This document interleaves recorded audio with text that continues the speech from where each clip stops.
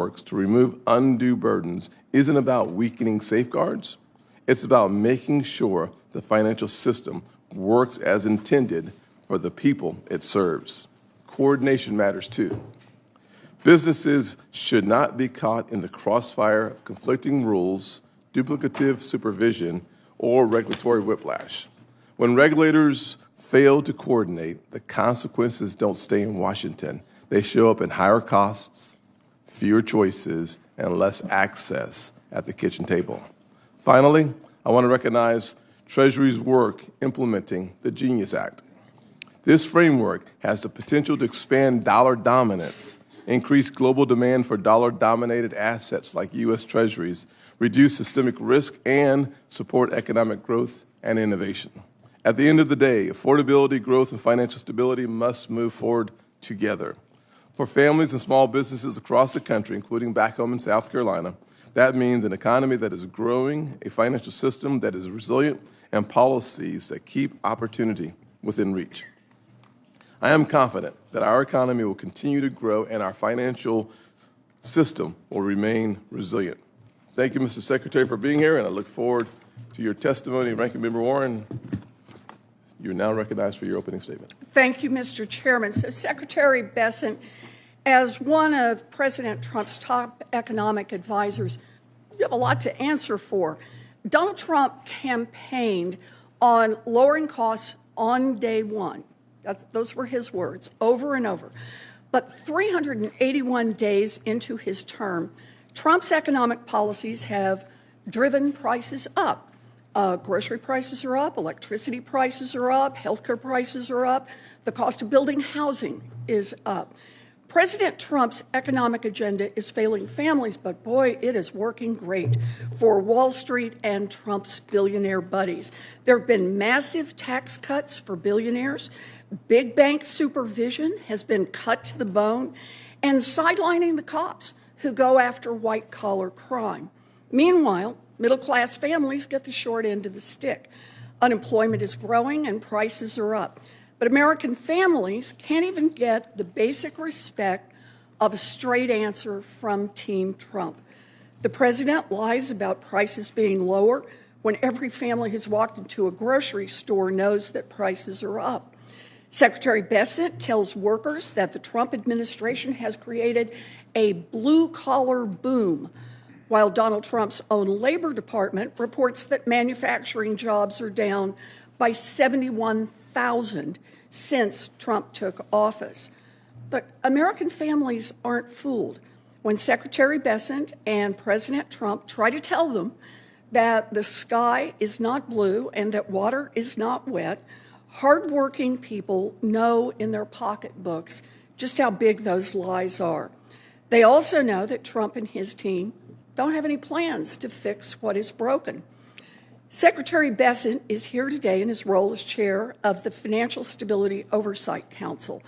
Congress created FSOC after the 2008 financial crash to protect families from large financial institutions that load up on debt and then turn around and crash our economy. Secretary Bessent could have used FSOC over the last year to tighten regulations so that we don't face more bank failures like the Silicon Valley Bank or First Republic Bank that crashed less than 3 years ago. Instead, he has helped to get rid of the guardrails so that banks can load up on even more risk. He's boosted profitability for giant banks and pay for CEOs while making it more likely that all of this ends in yet another taxpayer bailout. And what has he done for consumers? Secretary Bessent tried to shut down the Consumer Financial Protection Bureau, the agency that has returned more than $21 billion directly to Americans cheated by big banks and giant corporations. He's effectively told the banks they can cheat as many people as they want, and he and Donald Trump will look the other way. But it's not just about rolling back safeguards. Secretary Bessent is ignoring emerging risks in the economy. The private credit market looks like a ticking time bomb. Late last year, Moody's found that banks had $300 billion of exposure and that the risk posed by these shadowy holdings is growing. And as Jamie Dimon said, quote, "When you see one cockroach, there are probably more." But Secretary Bessent and FSOC have their eyes shut tight and have decided they don't see any cockroaches at all. Here's all you need to know about what's happening under President Trump's and Secretary Bessent's watch. Middle-class families are paying higher prices for just about everything, while it becomes harder and harder to get a raise or find a job. Meanwhile, Wall Street CEOs are getting the kid glove treatment as Trump policies may be edging the economy closer and closer to another disastrous financial crash. Now, President Trump is so busy raking in cash from foreign governments and building his gold-encrusted ballroom that he's completely out of touch with how his economy is making life harder for millions of Americans. We are only 1 year into Donald Trump's second term, and if Trump and Bessent don't wake up and change course quickly, the economy may keep delivering for billionaires, but it's going to get even worse for American families. Thank you, Mr. Chairman. Secretary Bessent. Good.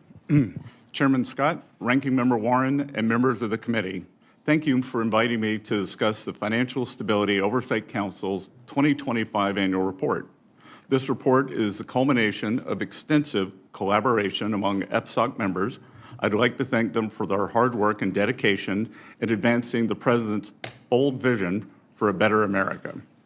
Since day one, President Trump has focused on building parallel prosperity, an era of economic expansion where Wall Street and Main Street grow together. To that end, Treasury has tirelessly pursued pro-growth policies to unlock the potential available to all Americans when they are free to save, invest, build businesses, and drive their own economic destinies. The Financial Stability Oversight Council plays an important role in delivering on this agenda. Too often in the past, we have seen regulation by reflex. Rather than preempting crises, regulators have frequently reacted to them after the fact. They played the role of hazmat cleanup team instead of preventing dangerous spillovers in the first place. Regulation by reflex has led to a regulatory myopia that has undermined safety and soundness.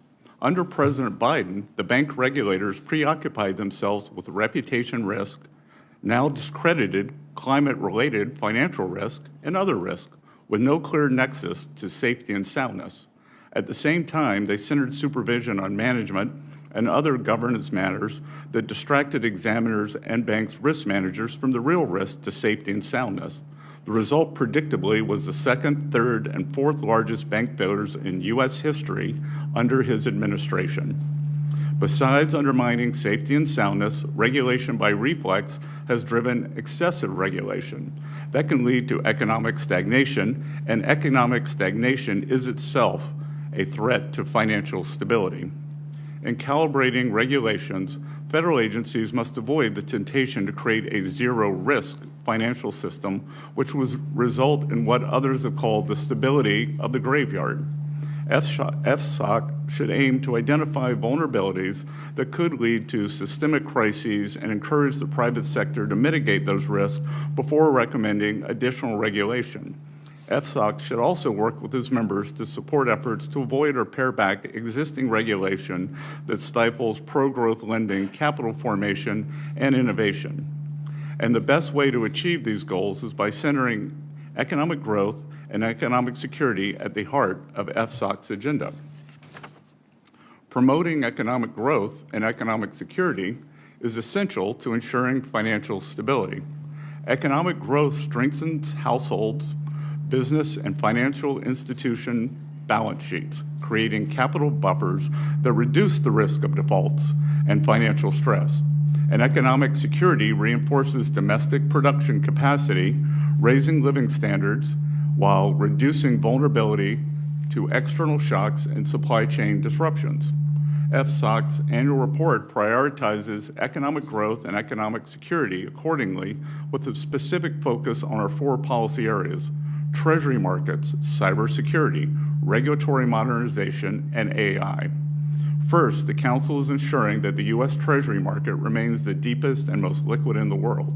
The Council is supporting efforts by member agencies to strengthen this market against future shocks, including through the Interagency Working Group on Treasury Market Surveillance and the Market Resilience Working Group. Ongoing monitoring and targeted reforms by individual agencies remain essential to financial stability. Second, the Council is taking action to protect our financial system from increasingly sophisticated cyber attacks. Nation-state actors and criminal groups continue to target our financial institutions and critical infrastructure. To address this risk, the Council is supporting expanded information sharing, joint monitoring, and scenario-based exercises, and it is emphasizing the need for regulated firms to manage cyber risks tied to third-party service providers. Third, the Council is committed to supporting efforts to modernize supervisory and regulatory frameworks for banks and credit unions. Going forward, regulation and supervision should address material risk, enhance transparency, and reduce unnecessary burdens, particularly for community banks. Fourth, the Council is prioritizing the responsible use of artificial intelligence to strengthen financial stability. The Council is working with public and private sector partners, including international counterparts, to enhance system resilience while closely monitoring emerging risk. I will close by highlighting our progress in enhancing the utility of our annual report. In this year's report, FSOC shifted away from its past approach, where nearly every major market and financial sector was described as a financial stability vulnerability. By introducing a new structure centered on fostering economic growth and security, we are tuning out the white noise to concentrate on the issues that matter most for U.S. financial stability. With this overview, I look forward to taking your questions. Thank you, Secretary. And to all the members, we have essentially full attendance, and it looks like everyone wants to ask a question, so I will be pretty consistent on calling us to 5 minutes. Just want to make sure that you guys have a little time to prepare for that. Okay. Got it? Just so long as it's everybody else. Well, of course, yes. We'll work on that. Okay. Secretary, I'd love to give you a couple minutes to respond to some of the things the ranking member said, starting with the fact that 2 of the 3 largest bank failures in American history happened under President Biden, not President Trump. Correct? Yep. Correct. Number 2, under President Biden, we saw devastation in household after household after household. He dug a big hole where the average family was losing at the end of his term over $1,000 a month in spending power. Accurate? I would say workers suffered under policies championed by the Biden-Warren economy. And President Trump has had to fill that hole. As a matter of fact, we've seen some of the strongest GDP growth that we've seen in decades. We've seen strong GDP growth in spite of many, but not all, of the members on the right, or my right side of the room, voting for the longest government shutdown in history. Despite that, we have seen extremely strong economic growth.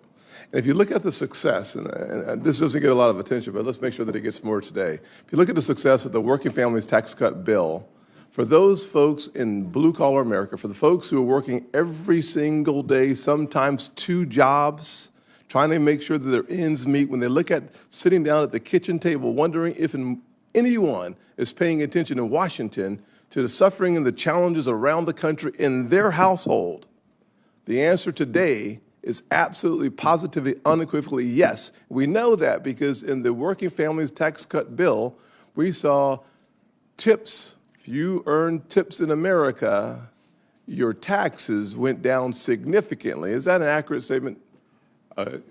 Yes, sir. No tax on tips, no tax on overtime, no tax on Social Security, deductibility of auto loans for American-made cars, and every Democrat voted against that and in favor of the largest tax hike in history.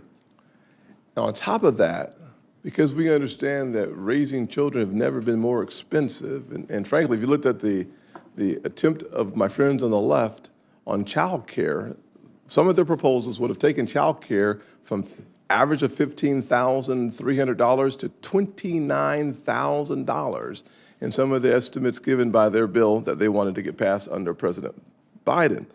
We actually increased the child tax credit to $2,250, $2,200, right?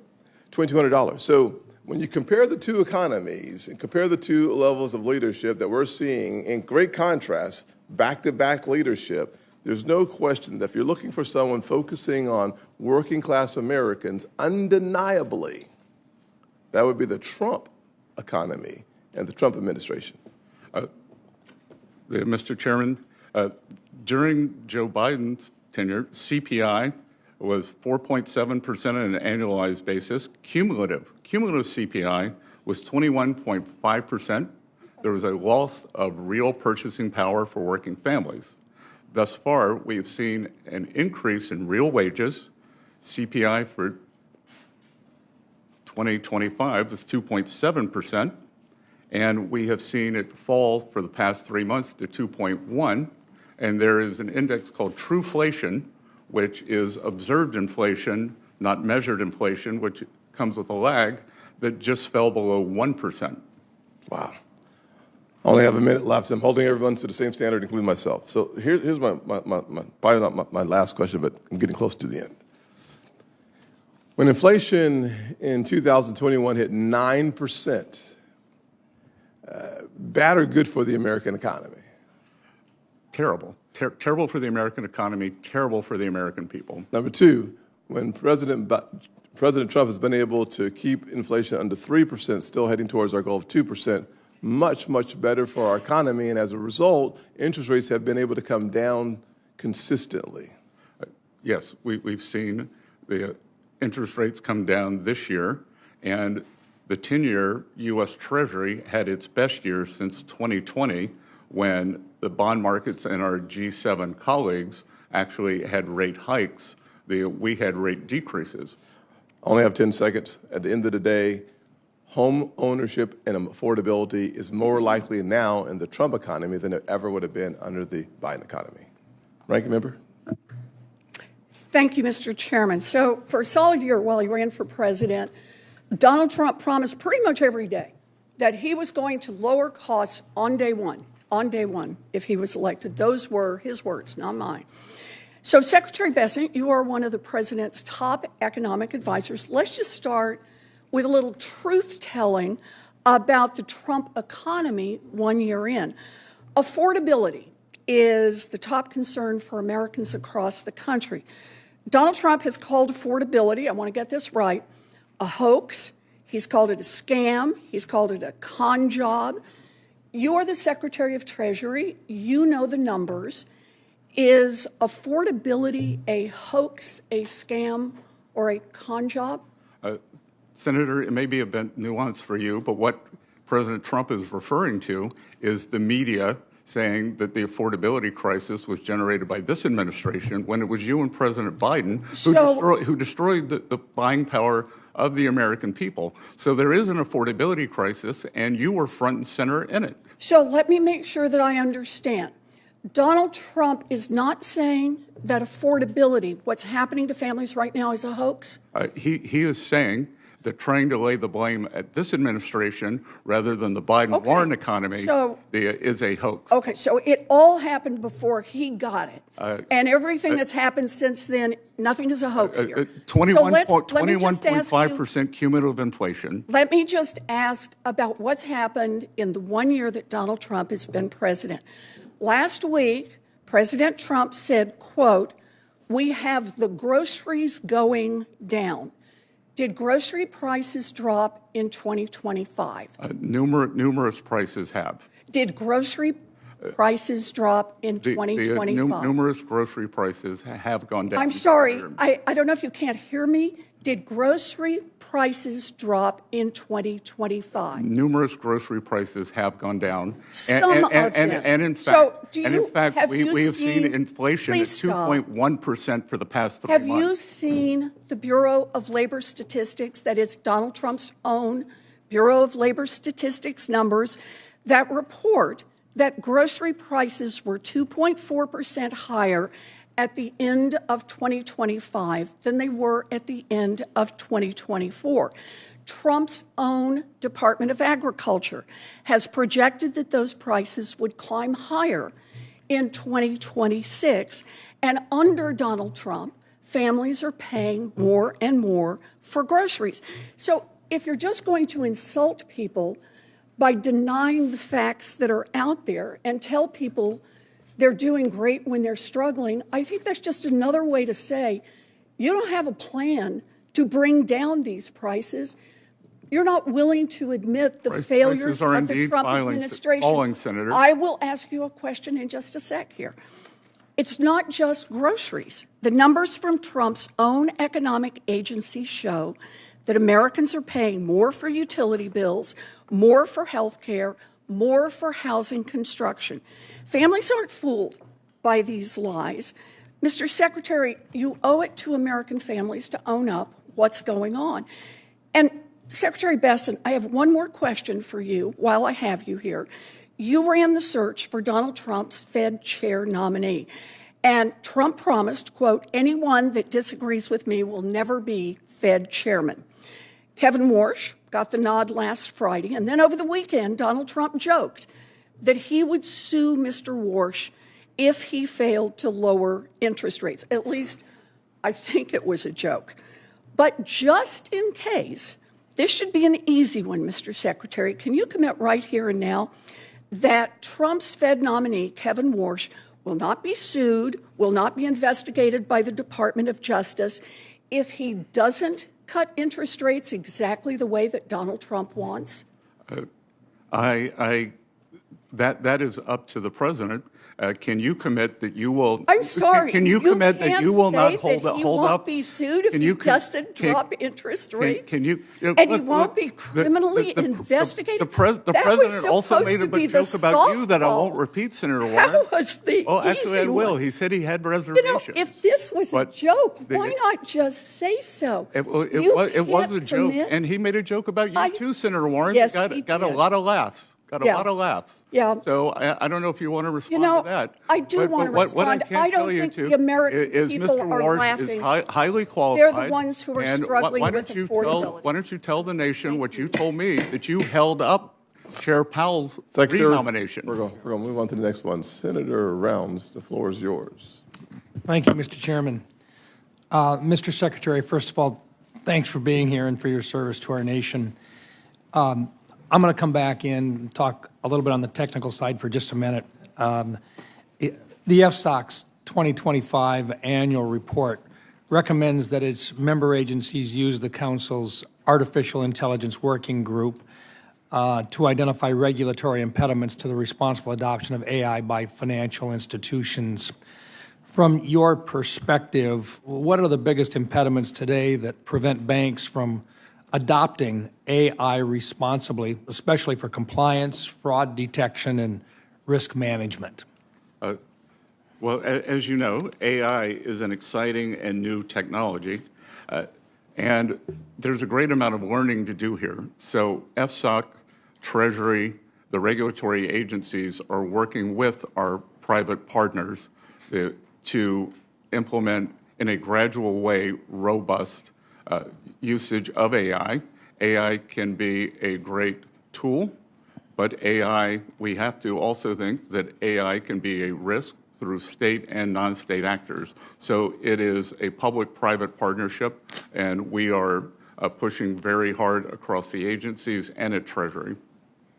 FSOC's report also recognizes that overly complex and subjective supervision, like reliance on vague concepts, such as reputational risk, as you mentioned in your opening statement, restricts valuable activities. Given FSOC's push for clearer standards and responsible AI adoption, Would a time-limited AI sandbox for financial institutions with clear guardrails help firms test AI tools in a controlled setting while regulators evaluate risks and benefits? Senator, that is clearly the one very interesting option, and we are considering that moving forward. We'd be happy to work with your staff on that. I feel very passionate about that part of it. I would look forward to working with your team as well, sir. I'm also just curious. We've talked now, and the discussion will go on and on about how we build the economy and so forth. But I think just for the American public, since they probably don't get an opportunity to just have a back and forth with the Secretary of the Treasury very often, let's talk a little bit about how we really reduce the price of getting a home for an American family. I think a lot of it has to do with bringing down the interest rates that charge in a 30-year mortgage. Can you share with us a little bit, we talked about treasuries, and you mentioned that the rate of treasuries, the cost of treasuries is coming down. Can you share a little bit about what it takes to bring down the price of treasuries with regard to the growth of GDP? And when treasury rates come down, what that does for an average American home buyer who's looking at a 30-year mortgage? Well, I'd be glad to, Senator, because President Trump is focused on Main Street and not Harvard Square. A mortgage rate is two components. We could say that it is a derivative of the 10-year, but it's really a 7.5-year. And we have seen that decline. And then it is the spread between the 10-year bond and the actual mortgage security. And we have seen that is at multi-year lows. So what we saw in January was the lowest mortgage rates in almost 3 years. We've got $37 trillion in debt. A lot of the folks back out there saying if you've got that much debt and you're paying interest on it, that competes with folks that want to loan you money on a mortgage. Can you talk about what it means to build GDP and how someone who is looking at laying out bonds and so forth as you build GDP, what that does and how that impacts a homeowner? Well, yes, because two things, sir. We brought down the fiscal deficit for the calendar year. So from 2024 to 2025, at 2024, the deficit to GDP, which is a very important number, was 6.97%, highest when we weren't at war or in a recession. We brought it down to 5.4. That was a combination of the holding spending and growing the economy. And as we continue to do that, interest rates will naturally decline, and it pushes the out inflation. What we could see from an MIT study was that the Democrats' spending that was responsible for almost half of the great inflation. The overspending, according to MIT, was responsible for that and penalized American homeowners. So by controlling the budget, growing, and in a responsible way, we will bring down mortgage rates. And I would say that building costs are now down in the year. Thank you. Thank you, Mr. Chairman. Yes, sir. Senator Reid. Thank you, Mr. Chairman. Mr. Secretary, the President announced on January 9th, in his words, quote, effective January 20th, 2026, I, as President of the United States, am calling for a one-year cap on credit card interest rates of 10%. In remarks at the World Economic Forum in Davos, the President further said, quote, the profit margin for credit card companies now exceeds 50%. He also indicated that Americans are paying 28-30% interest rates. You were one of his top economic advisors, Mr. Secretary. Do you support interest rate caps to improve affordability on credit? I wholeheartedly support President Trump's policy, and I think that what you've just said would be in direct contrast to what Senator Warren said about this administration favoring the big banks. But those are facts. Well, I don't think my statement indicates at all what Senator Warren said or meant. I wanted an answer. You gave me one. Yep. But let's just, look at the current situation. We already have legislation that protects service members by putting a 36% cap, not just on credit cards, but all credit relationships. And it protects them from being exploited. And as in my youth, I was a company commander and saw it firsthand. Would it make sense as a first step to provide a 36% interest rate for all Americans, not just service members? 36% doesn't seem like much protection to me, Senator. Well, it's better than some of the things that are being presented to service members without the rates these new plans to buy commodities, and sometimes the rates go to 500, and still today you have entrepreneurs who are charging extraordinary rates, and particularly to vulnerable populations, which I know they don't congregate at Harvard Square, but they also don't hang out in New Haven either. So I think that would be a sound step, Mr. Secretary. Senator, you haven't seen all of New Haven. I haven't, but I've seen a lot of it, the parts that you might have missed. The situation at Fannie and Freddie is significant. We have significant federal interest financially in Fannie and Freddie. But under the director, Mr. Pulte, these taxpayer-owned assets are no longer in compliance with the law or with stock exchange listing standards. Pulte has appointed himself as director of both boards, even though the law says, quote, the director may not hold any office, position, or employment in Fannie or Freddie. A majority of the Fannie board has not been determined to be independent. The audit committee is no longer comprised entirely of independent members, and the committee has been, the governance has been sacked by political affiliates. These all are prohibited by law and regulation, so how will you bring them into compliance, Mr. Secretary? That would be FHFA, not Treasury. Excuse me. You are one of the largest, or the taxpayers are. You provided them, Treasury did, not you personally, a $200 million bailout in 2008. And you have no interest in Fannie and Freddie? I'm very interested in Fannie and Freddie, and I'm interested in fulfilling the mission to the American people to keep mortgage rates low. What about following the laws? So again, you should ask Director Pulte. I do not see I don't think this creates a. Well, all right, you have nothing to do with Fannie and Freddie. Director Pulte has said that you and him are, quote, very aligned, and we meet regularly about the conservatorship. By the way, it's in conservatorship because of Secretary Paulson, your predecessor. According to Fannie and Freddie's annual reports, the companies, quote, continue to rely on financial support from Treasury pursuant to our senior preferred stock purchase agreement, under which taxpayers own 1 million preferred shares and a warrant to purchase up to 80% of their shares. Treasury staff manages those shares and warrants for the taxpayers. Your predecessor, Hank Paulson, placed these companies into conservatorship. So you have the premise or the power to place Fannie and Freddie into conservatorship. I would think that that gives you a little bit of leverage talking to Mr. Pulte about why he's not following the law. You're reneging on responsibilities, Mr. Secretary. And you're also, having been the senior person here, your behavior to some of my colleagues is absolutely childish. Thank you. Thank you, Senator. Good to see him.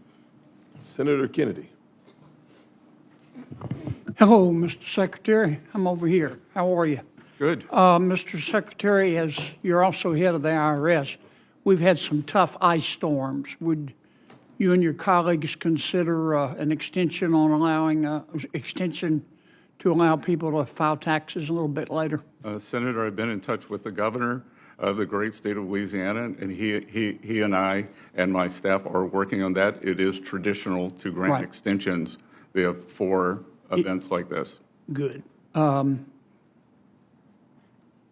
If Canada came to the United States, well, let me preface this by saying I understand that tariffs have a number of purposes, but the foremost reason for tariffs is to try to stop other countries from taking advantage of us through either their tariffs or trade barriers.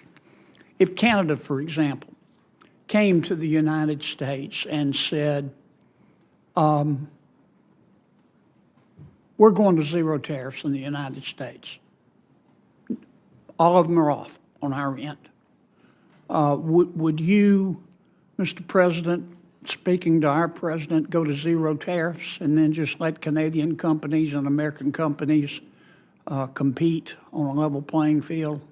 Absolutely not. As we saw last week, when 2 weeks ago, when Prime Minister Carney went to China, he lowered tariffs on Chinese EVs from 100% to 6%. U.S. has a 100% tariff on Chinese EVs. We couldn't let our northern border be used as a way for Chinese EVs to come into the U.S. Right, okay. I'm going to lead you a little bit because Senator Scott is a she-bear when it comes to time.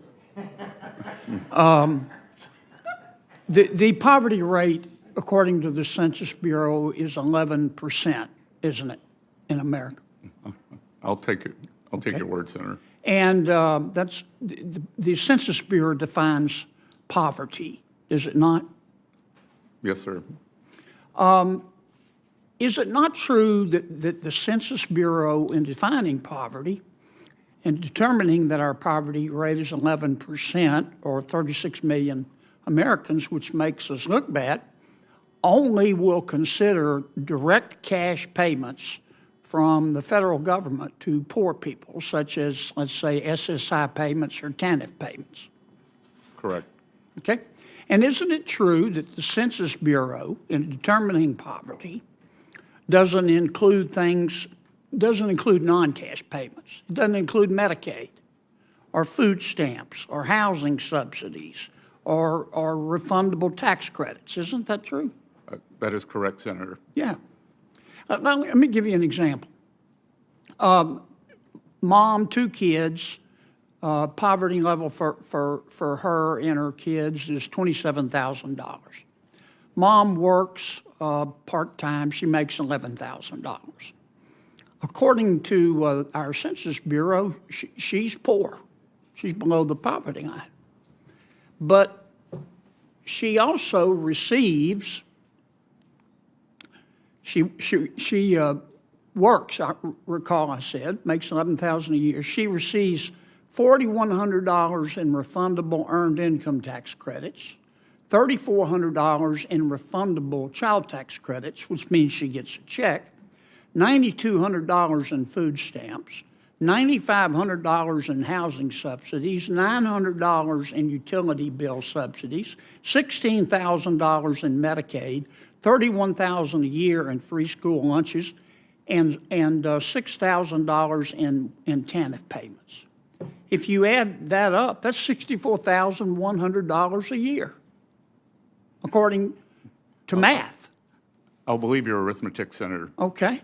But using the Census Bureau's definition of poor, they don't include all these payments. They just include her income and the TANF payment. Does that make sense to you? No, sir, and you should bring that up with the Commerce Department. I know, but you've got influence. I know how close you and the Commerce Secretary are. I'm hoping you could bring it up with somebody above. The president says we're opposites, and I'm tall. I'm not going to comment on that. Would you talk to the president about this? If you include all cash and non-cash payments, the poverty rate in America is 1%. That's a good point to end on. Thank you, Senator. I told you he was a she-bear. I'm not quite sure for this. Senator Moreno, you and I will talk about the she-bear later. Let's go on to Senator Van Hollen. Thank you, Mr. Chairman. No more. Mr. Secretary, I think you would agree that the credibility of the Secretary of the Treasury is important, and I want to give you a chance to retract a statement that you made on national TV. Alex Preddy was shot 10 times and killed by federal agents in Minneapolis. The administration, some in the administration called him a, quote, domestic terrorist. You suggested that Alex Preddy was culpable in his own killing because he had a gun in his waistband holster, which he was licensed to carry. When asked, you said, quote, I'm sorry this gentleman is dead, but, and you went on to say he had a weapon, suggesting that he was culpable in his own killing. So, Mr. Secretary, today, would you like to retract that statement? I would not.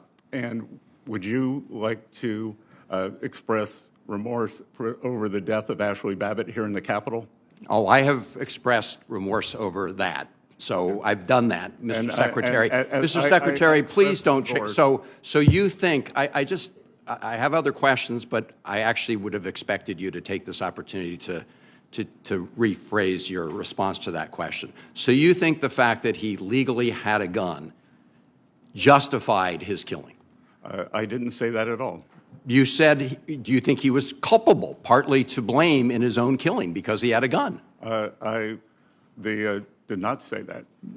I'm asking you a question now. Do you believe he was in any way culpable for his own killing because he legally carried a gun? Again, this is an FSOC hearing. Yeah. So, but you're the Secretary of the Treasury. Why do we talk about financial stability and oversight? I'm happy to, Mr. Secretary, but your credibility is important. And in that response, you really, I think, let down the country because we expect honesty after that kind of terrible tragedy. Let me ask you about FSOC. I'm glad that you've all established a household resilience committee because people are being financially squeezed from every side. And I've got a whole bunch of quotes here from candidate Donald Trump on the campaign trail. Starting the day I take office, I will rapidly drive down prices and we will make America affordable again. It's interesting he used that phrase since he's been making fun of the affordability phrase recently. But I listened to your exchange with Senator Warren, and the facts show very clearly that inflation has not been eliminated, has it? Well, right? It is undesirable to completely eliminate inflation. What is desirable is to get back to the Fed's 2% target. And for the past 3 months, we've been at 2.1%, Senator. Yeah. No, so but the 21.5% under the Biden administration.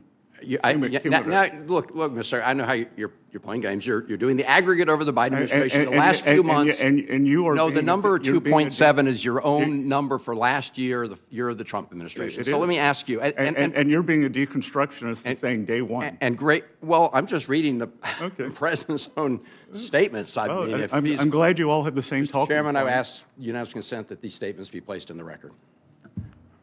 Without objection. All right. Look, Mr. Secretary, you used to believe that tariffs would increase inflation and prices. Isn't that true? I wrote that in a letter to my investors, but a year before, I also wrote that I thought Senator Warren would be the Democratic presidential nominee. Okay. But, so my please. predictions have been bad. Please. Have been bad. Okay. So, Mr. Secretary, it was January 2024. You said that increased tariffs would raise prices. No, right? I said they could, and I also said it would strengthen the dollar, and the opposite has happened. Yeah. The prices have not gone up due to 150 years of data from the San Francisco Fed.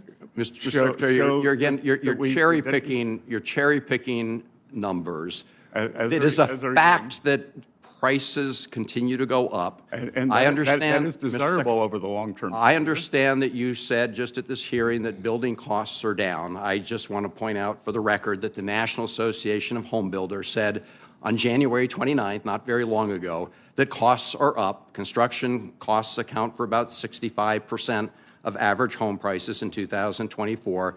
And they say, and I'm quoting, record high for construction costs since the inception of the series in 1998. Not the Biden administration, 1998. Thank you, Mr. Chairman. Yes, sir. Is that a 2024 number? Senator Haggerty. This is a number from the home builders. I'm happy to share it with you. Thank you. Senator Haggerty.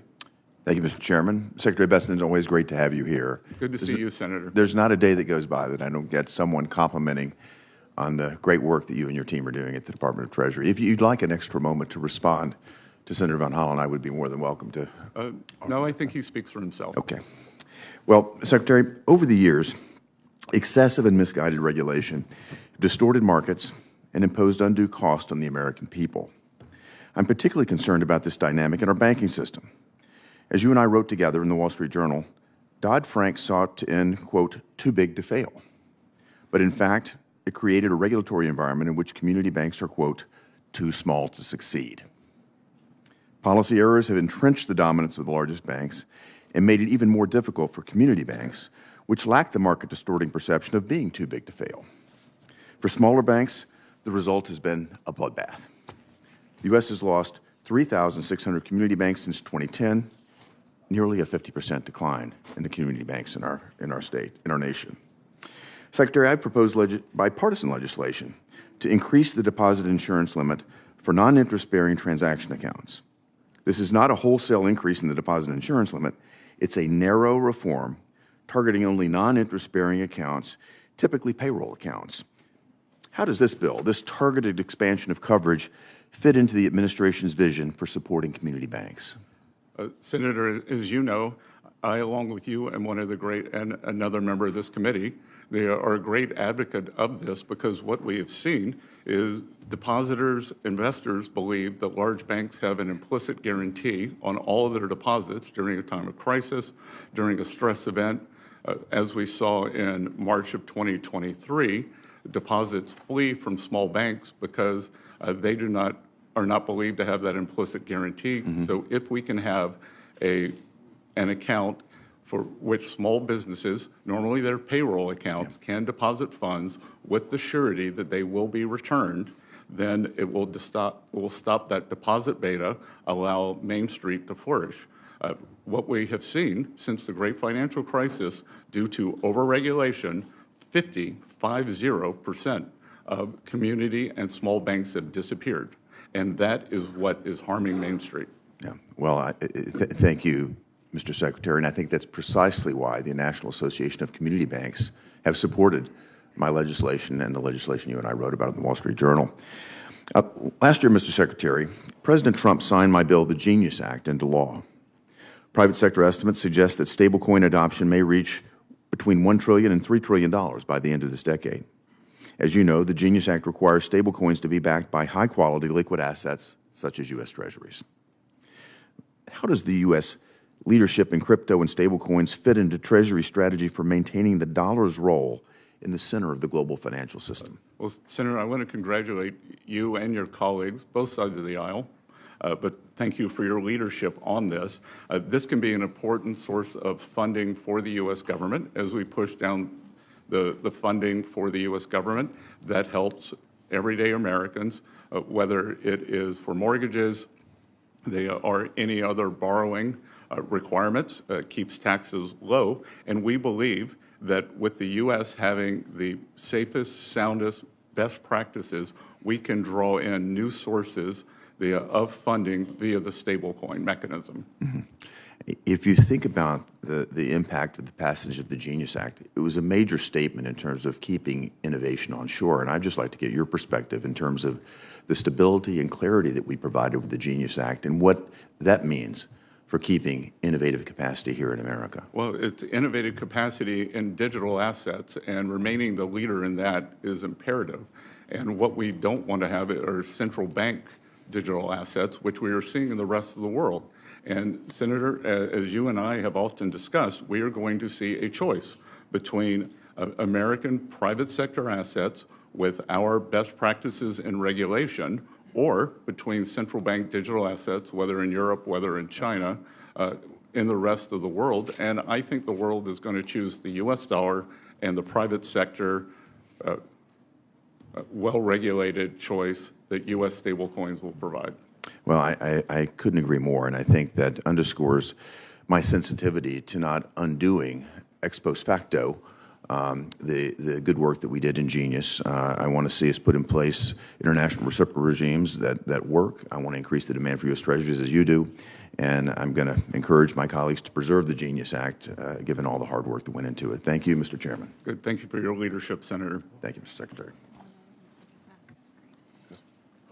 Senator Cortez Masto? Thank you, Mr. Chairman. It was a question, but I want to make sure it's right. Thank you. Okay, good. Thank you, Ranking Member. Secretary, thank you for being here. I appreciate your opening comments and your report of the Financial Stability Oversight Council's 2025 annual report. You stated in your opening comments that the Treasury has tirelessly pursued pro-growth policies to unlock the potential available to all Americans when they are free to save, invest, build businesses, and drive their own economic destiny. So let's talk about building businesses under this administration. And this is nothing new to you because we've been talking, and I've been talking to you about this for the last year. In Nevada, travel and tourism are the backbone of our economy. Tourism makes up nearly 30% of Nevada's economy, generating $24.4 billion in total wages. This administration's blanket tariffs and insulting rhetoric towards our closest allies are damaging America's tourism economy. For instance, the U.S. saw 12 straight months of declining visitors from Canada last year. The top international market for Las Vegas, that's roughly a 20% decrease for my state. That is countless dollars, jobs that my state, we are losing, paychecks that won't go to Nevada residents, including the over 400,000 hospitality workers across the state who are dealing with this issue. So my question to you is, will you apologize for driving away visitors and hurting our working families? A couple of things, Senator. One is the Canadian economy is doing poorly, so perhaps part of that, maybe we should deconstruct why Canadian tourism is down. And two, that it's a choice by the Canadians in terms of where they want to go. And so if you think that should we pull down all of our trade barriers with China so that 1.4 billion people can fill up the hotel rooms in Las Vegas? So this is the data from the Commerce Department, this administration's Commerce Department on National Travel and Tourism Office. Year-over-year declines in travelers from October 24th to the 25th. It's not just from Canada, it's from Germany, it's from the Netherlands, it's from Australia, it's New Zealand, it's India, it's Vietnam, it's Philippines. We are seeing under this administration a U.S. Travel Association travel forecast that is dealing with now nearly a $70 billion travel trade deficit for 2025. So how do you intend to address the tourism travel issue that we are losing money in this country because of the policies of this administration? Is overall the occupancy in Las Vegas down, or more Americans going? I'm talking about internationally. It's not just me. It's Florida. It's other states that are dealing with a decline in tourism. And this is my conversation with you for the last year that seems to be this administration keeps ignoring. It is a $1 trillion industry to this country, and you don't seem to think it is important. Let me talk about something else, though. You mentioned, no, I'll give you an opportunity, Good. But you mentioned how you're trying to help my service industry. And I supported this, no tax on tips, because I think more people should keep money in their pocket. But if you're in a service industry and you don't have tourism coming and you don't have a job, it doesn't really matter if your tips are taxed if you're not getting tips. There's a problem. You just have to come to my state, talk to my service industry, talk to the individuals to see. They are not feeling better. No matter how much you and this administration start talking about how wonderful this economy is, they're not seeing it. It is a problem. And I'm asking, and I think some of my colleagues as well, let's fix it. There's affordability issue in this country, and we need to address it working together. Let's solve this problem. Let's not come up with facts. Let's not tell the American public something that they don't see in their own bank account. Let's just work together to figure it out. That's all I'm asking. I'm asking you to work with us. One final thing. It's not just my service industry. It is small businesses across the country who are being squeezed. We have seen it time and time again. The tourists. Listen, the facts are there. You can debate with me the facts, but the truth of the matter is many of our small businesses are being squeezed right now. Higher prices, absorbing higher costs. Some of them have had to shutter. The small businesses are the backbone of our industry. We've got to do a better job for them. I know my time is up. Thank you, Mr. Thank you, Chairman. ma'am. Guess there was no Senator question. Tillis? Thank you, Mr. Chairman. Mr. Bessent, thank you for being here. I'm going to give you a breather. I got a statement to make that I don't expect you to respond to. Mr. Chairman, I seek unanimous consent to put into the record the statement of various banking committee members with respect to the testimony of Chair Powell in his last hearing here. Without objection? Thank you. Mr. Chairman, that's a list of members who have indicated that they did not see criminal intent in his comments here before he was in the Banking Committee. The reason I brought this up is I had a reporter yesterday challenge me on why it was inappropriate for a sitting member to question a pending investigation. I never do that. But I told the reporter I did it because I was actually a witness at the alleged scene of the crime. The entire case against Senator Powell is encapsulated in his answers to questions before this committee. And now, including the chair, we have witnesses at the alleged scene of the crime we're disappointed with Chair Powell. I actually like Warsh as a potential chair, but we've all said that he was testifying and we didn't see a crime. And so I'm reminded, I don't know about you all, I watch Forensic Files. I've been watching it for years. And I'm kind of thinking about the scene would go like this. In spite of 7 witnesses, eyewitnesses saying no crime was committed, the prosecutor thinks otherwise. And then you hear that music and you cut to commercial. So I do think it's fine for me, being a witness at the scene of the alleged crime, saying that we got a majority of people on this side of the aisle that didn't think a crime got committed either. If we do this sort of stuff, I believe that future hearings for the Treasury Secretary and other members will be a lot like that Chappelle skit on I Plead the Fifth. They're going to be flanked with attorneys, and any time that they think that they're in the middle of a perjury trap, they're probably just going to say, I'll submit it to the record after consultation with my attorneys.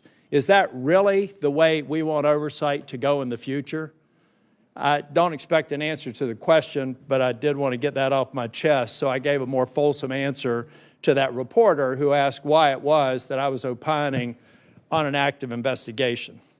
Mr. Secretary, I'm thrilled that you're in the role you're in. I think you're a steady influence. I know that I've been public about criticizing certain president's advisors. You're certainly not one of them.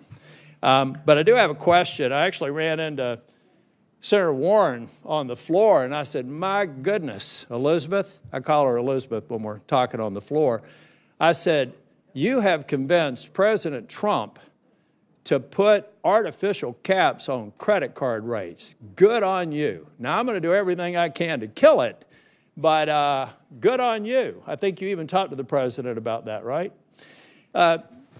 Mr. Secretary, what would happen if we put, well, I don't know where you are on the policy, but what would happen to, let's just say one area, asset-backed securities, if we imposed artificial 10% cap on credit card interest rates? And then if you have time in the minute, it's the only question I'm going to ask you. What would it likely do for credit card issuers? You're still going to have to rate for risk in terms of debanking or unbanking or reducing access to a credit. So if you could get to the first one, which has to do with asset-backed securities, if you have time, you can go to the second one. Thank you. Yes, I think we at Treasury are still examining what it would do to the asset security market. I think it would depend on the length. The president has called for 1 year. And we would also see if they were able to cut costs. Senator, because what's happened is we've seen a migration where credit card companies used to compete on APR, or the interest rate, to rewards, and the rewards go mostly to the upper end. So again, the profitability of credit card companies doesn't have to be hit if they concentrate more on competing on rates than rewards. And work on the spread, but there's a lot of frothiness in there if we don't get it right. Thank you, Mr. Treasurer. Thank you, sir. Senator Warner.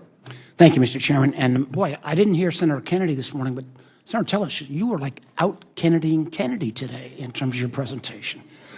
That's a high bar. That's a high bar. Mr. Secretary, good to see you. No, Mr. We will not extend to you anymore. Mr. I got to get my time. In a House move, I reclaim my time. 4 minutes and 38 seconds. Please use them. You actually have a All right, Mr. Secretary, I got a bunch of stuff.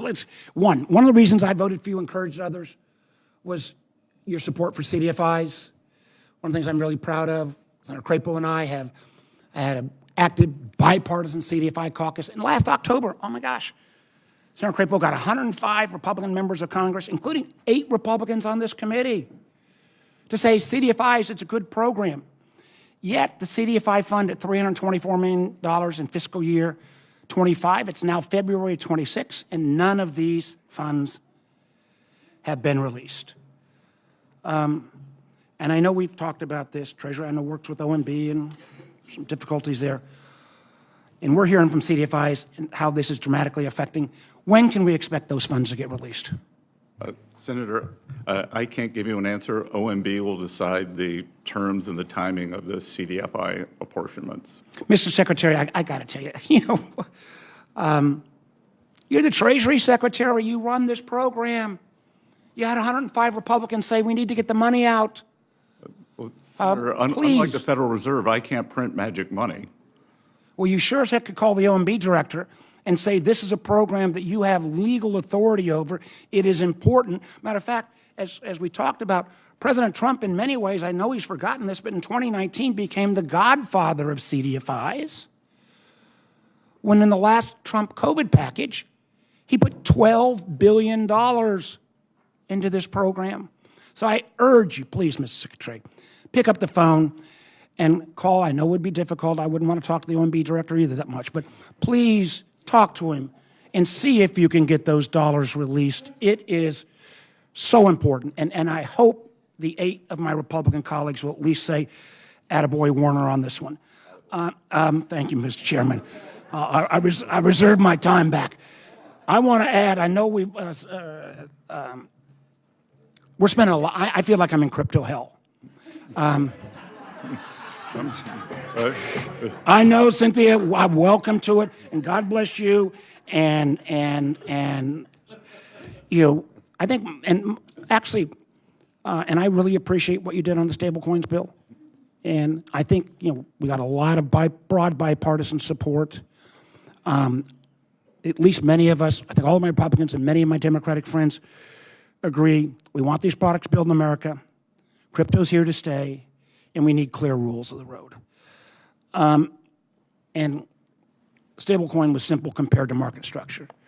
But you have one of the things that we see in crypto, and we are working our tail off. You can please, I think the chairman and I've spent, and Cynthia and others have spent more time on this than, anyway, I'm going to use up my time. But there are a lot of issues around national security that you have unique perspectives on with FinCEN, with the Secret Service. We sure as heck don't want to take away from prosecutors some of the tools they have to go against bad guys. You know, we've got to have some area to close down some of the gaps in DeFi. And again, there's bipartisan agreement on this, but boy, we need, I think we're starting to get some of the technical assistance. But if you can just make clear that this is a real problem, and you know, we'll deal with yields and rewards, we'll deal with a host of other issues, but these national security issues around DeFi are real, and we need to not create a set of rules that leaves huge exemptions and candidly takes away some of the prosecutorial powers that exist today. Senator, I look forward to working with you on that. We've had problems, and historically, there's problems when the technology gets ahead of the legislation. So if we can work with you on the legislation it's for both OFAC and FinCEN. We love your technical assistance, and I think, Mr. Chairman and Senator Lomas, that you will be invited to our next round robin on that, and that may be later today or tomorrow or Monday. So good. And if you could convince some of there seems to be a nihilist group in the industry who would prefer no regulation over this very good regulation. Amen, brother. So weigh in. I do. Weigh in. Early and often, Senator. Weigh in. One last comment. I know my time is up. No, last comment. Hey, agentic AI, we got to come back and talk about. Agentic AI, huge possibilities with AI, but we've got to be careful about that. Thank you, Mr. Chairman. Unbelievable. Okay. Senator Lummis. Thank you. I'm going to pursue this line of questioning. Thank you, Mr. Secretary, for being here. You've had a chance to travel the world since you took the oath of office. Is China trying to use digital assets and blockchain to build an alternative to American financial leadership? We don't know that for sure. There are lots of rumors of Chinese digital assets that may be backed by something other than the RMB, perhaps gold-based. We haven't seen that. They have a very large sandbox in Hong Kong, and HKMA is actively traveling the world looking at different mechanisms, so I would not be surprised. Based on what you know now, what is your opinion about the importance of having clear rules of the road, market structure legislation in the United States? Look, I think that it's impossible to proceed without it. We have to get this Clarity Act across the finish line, and any market participants who don't want it should move to El Salvador. So, as a industry, what is the benefit to having this industry embedded in the U.S. economy? Well, again, as I said, that there seem to be people who want to live in the U.S. but not have rules for this important industry, and we've got to bring safe, sound, and smart practices and the oversight of the U.S. government, but also allow for the freedom that is crypto. And I think it's a balance that is being worked out. It was worked out in the Genius Act, and I'm confident with leadership of people on both sides of the aisle that we can get clarity across the line this year. Can you see a day when conventional banks and digital asset banking are offering the same types of products, giving each an advantage to offering a broader array of financial products to the American consumer? I think that can happen over time, and we've actually been working with small and community banks to discuss how they can be part of the digital asset revolution also. Among the things that have challenged us in these last months is concern by community banks and big banks that the stablecoin bill, the Genius Act, and market structure could cause a bleeding of deposits from small banks. What's your reaction to that concern? Look, I've been a champion of these small banks, and deposit volatility is very undesirable because it is the stability of those deposits that allows them to lend into their communities, ag, small business, real estate, and we will continue to work to make sure that there is no deposit volatility associated with this. Well, as an ag borrower, I commend you on that because I have borrowed from community banks on our ag operation for decades, and we're dependent on our community banking relationships in rural America to help sustain us and grow our businesses. So I very much appreciate that. I want to switch to digital asset taxation for just a minute. So among the things that I'm exploring, and the Senate Finance Committee has a package of bills that looks really good to me on digital asset taxation. But one of them that's kind of vexing that I could use some guidance on is the issue of de minimis with regard to especially Bitcoin and other digital assets that might be used as a means of exchange. So the issue is, will it be a capital gain or will it be exempt from capital gains when it's used as a means of exchange to purchase things? And if it's going to be subject to a capital gain, how do you calculate what the capital gain is? If somebody has a blended portfolio of Bitcoin, some of which were purchased when it was $300, some of which were purchased today at $75,000, and some of which were purchased a year ago at over $100,000. How do you calculate the capital gain. Do you have some thoughts about that, or who I could consult with in your shop? It's a very complicated subject. We'd be very happy to have our Office of Tax Policy work with your team. I'll be over. Thank you, Mr. Secretary. We look forward to seeing you. Senator Smith. Thank you, Mr. Chair. Mr. Secretary, would you consider food and ag to be an important part of the U.S. economy? Extremely. Thank you. I agree with you on that. The U.S. food and ag sector is a massive economic force, contributing over $9.5 trillion, supporting over 24 million jobs. So, Mr. Chair, what I'd like to do is to submit a letter for the record. This is a letter sent on Tuesday to the ag committees in both the House and the Senate. It's signed by 27 former and current leaders in the ag sector from all across the country. It's a very bipartisan letter. Folks from corn, pork, milk, grains, renewable fuels, Farm Bureau, former USDA officials from both Democratic and Republican administrations. Without objection. Thank you. Secretary Bessent, as you no doubt know, and as this letter points out, farm bankruptcies have doubled.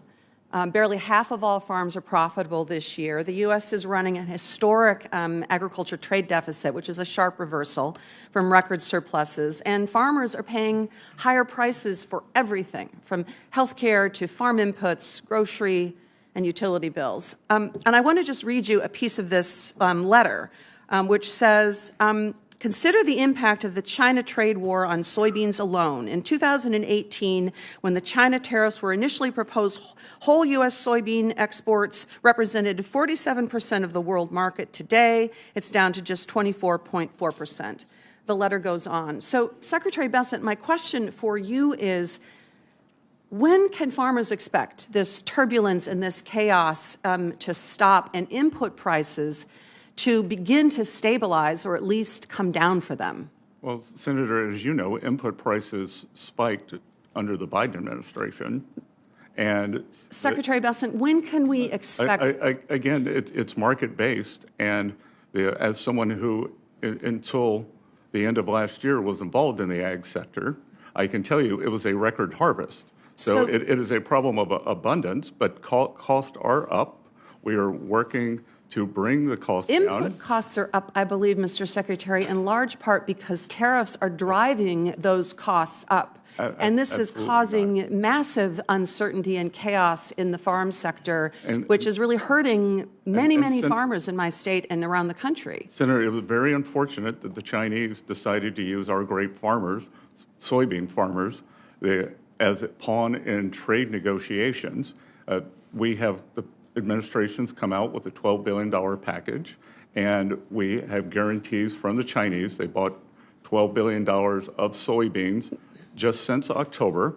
They are committed to buying, not 12 million tons. They will buy 25 million tons for the next 3 years to stabilize the market. But what is happening for farmers in Minnesota is this constant on again, off again, tariffs on, tariffs off. It is chaotic, it is confusing, and it is destroying our markets. And so it has nothing to do with the tariffs on. Well, tariffs I think it has a lot to do, and these farmers, sir, believe that it has a lot to do with Trump tariff policy.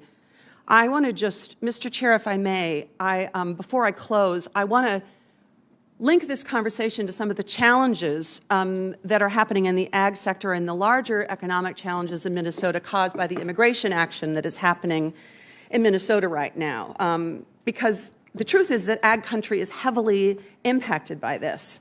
This mass deportation plan is having a huge impact on the ability of farmers in my state to be able to get access to labor. And I'm talking about people who are here legally. And I know that my colleagues on both sides of the aisle that represent farm country understand you are hearing this from your farmers and ranchers as well. And it is having huge impacts on dairy and fruit and veggies. It is a major problem, not just in the farm sector, but all across my state, where just in Minneapolis alone, separate from agriculture, small businesses are losing an estimated $20 million a week because of customers just not being able to show up, being afraid, workers being unable to go to work because they they're afraid of going out. The bottom line here, colleagues, is that this mass deportation plan was supposed to go after the worst of the worst, but what's really happening is that these poorly trained and aggressive agents are breaking families apart. They are hurting children. They are separating from their families. They are targeting and detaining and arresting people that have done nothing wrong, and that is morally reprehensible. And Mr. Secretary, it is reprehensible Senator, that you your would time is blame up. Alex Preddy, a U.S. citizen, for his own death, shot in the back by these federal agents. Never blame your time's up. Thank you, Mr. Chairman. I'd like to just respectfully respond to my colleague and give you an opportunity to actually respond as well, Mr. Secretary. When I look back over the last 4 years of the Biden administration, it was failed policies for our agriculture industry. Number one, President Biden walked away from the trade deals and the trade gains that President Trump had gotten for our ag industry. Number two, with record high inflation, it hit our farmers worse than anyone. Both the war on energy of the Biden administration, plus the amount and the payment of equipment, plus the fact that input cost had literally been frozen, and the Biden administration failed to pass a farm bill, didn't even try. So here you had record high cost with energy, equipment, labor, inflation, and then you cap what they can make. And I don't remember one person on the other side of the aisle saying, let's move a farm bill. Let's help these people. Let's drive down energy cost. And so I would just like to say, Mr. Secretary, I feel like our ag industry is at the forefront of what we're looking at right now, and I would like to give you an opportunity to respond. Well, one of the things I will respond to is that in my first meeting with my Chinese counterpart, the Vice Premier, I asked him, under the Phase 1 purchase agreements, they were actually exceeded in 2020, signed in January 2020. The level of the agreement was exceeded every time President Trump has spoken with Party Chair Xi. He suggested he buys more soybeans, and slowly that tapered off. And we said, why? He said, Biden didn't enforce. Biden didn't enforce the purchase agreements. Yeah, walked away from it. So speaking of something else we walked away from in the Biden administration was actually being tough on Iran when it came to sanctions. I appreciate the maximum pressure strategy that President Trump has gone back to. I'd like to ask you, what more can we be doing as we see us place pressure on the Ayatollah, who is no friend of the United States of America, and as we see what he is doing to the citizens of his own country in the streets? What more can we be doing to make sure that we are placing the pressure that we need to on the greatest state sponsor of terrorism, and that is the Ayatollah and Iran? Well, what we can do at Treasury, and what we have done is created a dollar shortage in the country. At a speech at the Economic Club of New York in March, I outlined the strategy. It came to a swift and I would say grand culmination in December, when one of the largest banks in Iran went under. There was a run on the bank. The central bank had to print money. The Iranian currency went into free fall. Inflation exploded, and hence we have seen the Iranian people out on the street. We will continue monitoring all the partners, all the Iranian partners. The good news, Senator, is that we have seen, and we can see it with our fencing, we have seen the Iranian leadership wiring money out of the country like crazy. So the rats are leaving the ship, and that is a good sign that they know the end may be near. I want to switch quickly to regulatory tailoring. It is obviously my belief that proper tailoring actually ensures that supervision is grounded in economic reality rather than subject ideology. Can you speak a little bit to the work that you and EFSOC agencies are doing to more properly calibrate our regulatory framework, whether it's capital rules or stress testing or even adjusting to outdated thresholds? Again, we are looking at all the thresholds. One thing that happened, too big to fail became too small to succeed, as Senator Hagerty said, and we don't want to see more of our small banks go under. What we want to see before the great financial crisis and this excessive regulation on the system was we would see about 50 new banks formed every year. By definitionally small banks, and we need to get back to doing that. We need to get back to small banks. I was talking to a community banker, 17 employees, 3 compliance people. And last, I've got 30 seconds, but there have been claims made by the other side of the aisle, even tweets put out. I can provide that for you if you need that. But some pretty serious accusations, and saying, we have a tweet actually from the ranking member that says, and I want you to be able to correct the record if this is true, but essentially claims that the IRS has gutted enforcement and dismantled the DOJ or forced tax fraud investigators to actually stop doing their job. Does that have any legitimacy at all? Because I think that gives us all concern if that's the truth. Complete sophistry. We've identified $10 billion in tax crimes, up 15% from 2024, $4.5 billion tax fraud, up 110% from last year. Thank you. Thank you. Senator Warnock. Thank you, Chair Scott, and welcome, Secretary Bessent. President Trump promised that his administration would usher in a, quote, golden age of American manufacturing. In September 2024, at a rally in my home state of Georgia, Donald Trump said, quote, we're going to have a manufacturing boom. Secretary Bessent, we're now more than 1 year into the Trump administration. Yes or no? Has there been a manufacturing boom in the United States? There are the beginnings of a manufacturing boom. We have intentions, factory groundbreakings, sir. So your answer to that is yes, there's been a manufacturing boom? That we are at the beginning of a manufacturing boom. Okay, you and I could agree to disagree, but more importantly, manufacturers are telling us something different. Manufacturers are struggling because of the president's policies, and that's what they keep telling us, and the facts keep telling us. In fact, just this past Monday, the Wall Street Journal published this article entitled, U.S. Manufacturing is in Retreat, and Trump's tariffs aren't helping. I request consent to enter this article into the hearing record. Mr. Chairman? Without objection. Secretary Bessent, do you know how many manufacturing jobs the United States has lost since Liberation Day in April 2025, when the president first announced his tariffs? Yes, Senator, because you were out of the room, but it was already brought up. We do many things, sir. I don't need you to tell me where I was. 72,000, and I will point out that the Wall Street Journal 72,000 is not called the Main Street Journal, and they care more about Wall Street than Main Sir, Street. I'm not asking you to opine on the Wall Street Journal. I have 3 minutes. Just answer the questions that I'm actually asking you. So 72,000 manufacturing jobs, according to the Federal Reserve Bank of St. Louis. Thank you for answering the question. Manufacturers shed workers in each of the 8 months after President Trump unveiled his tariffs on what he called Liberation Day. I would submit that it's a strange liberation and a curious freedom that leaves you unemployed. Even worse, smaller businesses are struggling to keep up with the tariff chaos. Big manufacturers may have the resources to shift suppliers. And I need you to understand the spirit of my questions. I spend a lot of time talking to the people in Georgia who've given me the great honor of representing them in the United States Senate. And so this is about them, and especially our small businesses.